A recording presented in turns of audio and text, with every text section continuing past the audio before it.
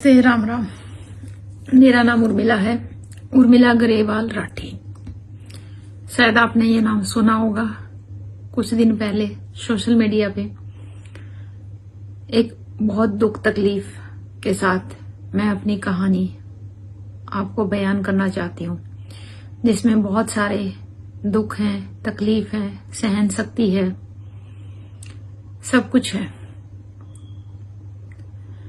मेरा नाम उर्मिला है। मैं कुंभा गांव आसी हिसार के पास से बिलोंग करती हूँ।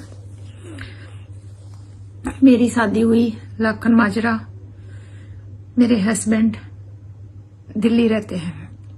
मेरे हस्बैंड का नाम मुकेश कुमार राठी है और उनके फादर का नाम महावीर सिंह राठी है। 2012 में मेरी शादी हुई। एक बेटे ने जन्म लिया। भगवान ने, शायद यही मंजूर था भगवान को, मैं उसकी जान नहीं बचा पाई। वो एक्सपायर हो गया। कोई नहीं आया। बहुत सारे फोन किए, किसी ने फोन नहीं उठाया। एक लड़की की क्या गलती होती है जब वो एक माँ बनती है, एक बेटे को जन्म देती है और ऐसा बड़ा हादसा हो जाता है जीवन में, और उसके अपने ससुराल वाले हस्बैंड, उनके माता पिता, ननद, बुआ, फूफस, किसी ने फोन नहीं उठाया। बहुत दुख हुआ, बहुत नहीं बहुत दुख हुआ। फिर भी 1 महीना 1.5 महीना होने के बाद बेंगलोर से सोलन पहुंची अपना बैग उठा के। कोई लेने नहीं आया। ये सोचा कि घर बच जाएगा। हमारे यहाँ पे यही सिखाया जाता है कि बेटी कुछ भी हो जा लेकिन घर बसा ले। गई मैं यहाँ से काफी सारी उम्मीदों के साथ और खाली हाथ, अपने बेटे के बिना ही। वहां से भी कह दिया जाता है कि बेटे की तस्वीर भी लेके आना। मरे हुए बेटे की तस्वीर भी लेके गई, दाग देते हुए भी लेके गई। दुख तो बहुत हुआ, माँ बाप को भी बहुत हुआ, लेकिन दुख को ना दिखा के एक उम्मीद के साथ फिर गई, माँ बाप के आशीर्वाद के साथ। कुछ टाइम निकला, पता चला दोबारा से माँ बनने वाली हूँ। अच्छा लगा, बहुत अच्छा लगा। डॉक्टर ने कहा कि आप बेड रेस्ट रहो। हस्बैंड और उसके घर वालों ने कहा ये सब तो ड्रामे होते हैं, नाटक होते हैं। ठीक है, मंजूर कर लिया। सारा घर का काम करती थी, घर पे रहती थी, ताने भी सुनती थी, मार भी खाती थी, सब कुछ करती थी, लेकिन बेबस थी। जॉब नहीं कर रही थी, पहाड़ी इलाका था, कहीं जा आ नहीं सकती थी। यही नसीब समझ लिया और जिंदगी थोड़ी थोड़ी आगे बढ़ने लगी। फिर ऐसा हुआ कि 3 महीने की प्रेग्नेंट थी, तब पता चला कि मेरा पेट में अचानक से दर्द उठा। डॉक्टर ने बोला अपेंडिक्स है, ऑपरेशन करना पड़ेगा। अब मेरे पास वो रिपोर्ट भी नहीं है, मेरे हस्बैंड के पास है। क्या ऑपरेशन एक्चुअली वो हुआ था आज तक मुझे नहीं पता। डॉक्टर ने कहा बच्चे को गिरा दो, अबॉर्शन करा लो और फिर आपका ऑपरेशन हो जाएगा। मना कर दिया मैंने डॉक्टर को, चाहे कुछ भी हो जाए मैं बच्चे को नहीं गिराऊंगी, आप ऐसे ही ऑपरेशन कीजिए। डॉक्टर ने मुझे बस समझाया, बताया कि एनेस्थीसिया मैडम नहीं दे सकते, बच्चे को इम्पैक्ट होगा। मैंने कहा सर ऐसे ही कर दीजिए ऑपरेशन। जैसे तैसे डॉक्टर को मैं समझा पाई, मना पाई, रिक्वेस्ट कर पाई, मैंने अपने ढंग से कर लिया। डॉक्टर भी मान गए, शायद उनको दया आ गई एक माँ पे। उन्होंने ऑपरेशन किया। आधे 1 घंटे के बाद होश आ गया। पता चला कि पेट में 16 स्टिचेस लगे हैं, 4 जगह से पेट को काटा गया है। ससुराल में किसी ने नहीं पूछा कैसी है। 3 दिन के बाद खुद ही आके घर पे चाय बना के पी, ब्रेड के साथ खाना खाया।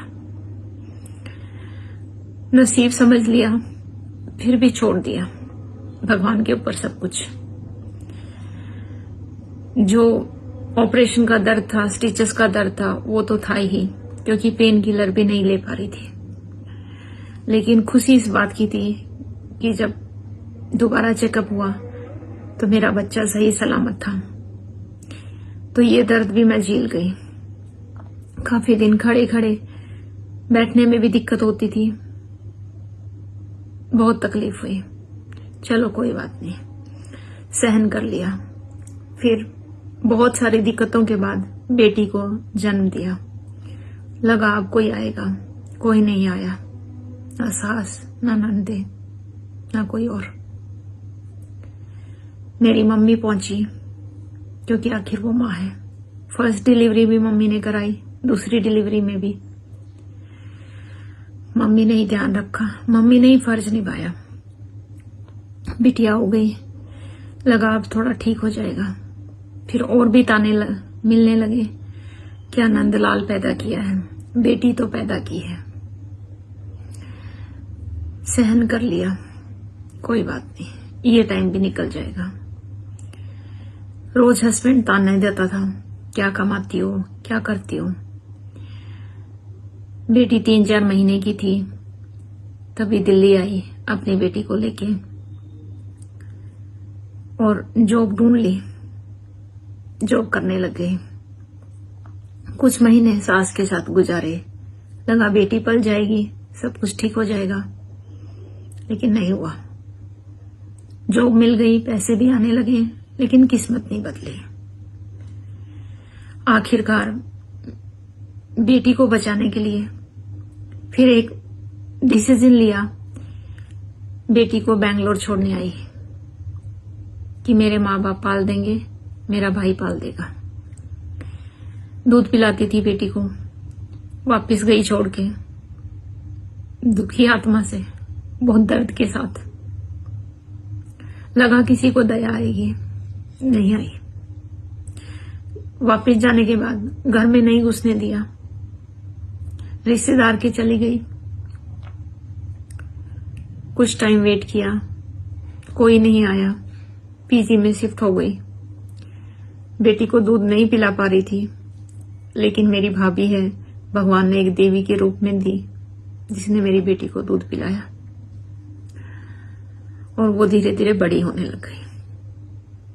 महिला आयोग में केस डाला, 1.5-2 साल तक केस लड़ती रही, कुछ नहीं हुआ। आखिरकार बेंगलोर पहुंची, हार के थक के, उम्मीद छोड़ दी। लगा कभी न कभी सब ठीक हो जाएगा, भगवान पे भरोसा भी रखा। भगवान भरोसे सब छोड़ के जब कोई उम्मीद नहीं आई तो आ गए। 2-3 बार पुलिस के साथ भी गई उनके घर पे, कुछ नहीं हुआ। किसी को समझ नहीं आई, किसी को दया नहीं आई। जॉब का ट्रांसफर लिया, बेंगलोर पहुंची, बच्ची को पालने लगी। फोन आते रहे, झूठे झूठे वादे होते रहे फोन पे, कोई लेने नहीं आया, कोई लेने नहीं आया। इतना टाइम निकल गया, सोचा कि कल का दिन अच्छा होगा, चलो कल का अच्छा होगा, यही उम्मीद करते करते करते करते टाइम निकल गया।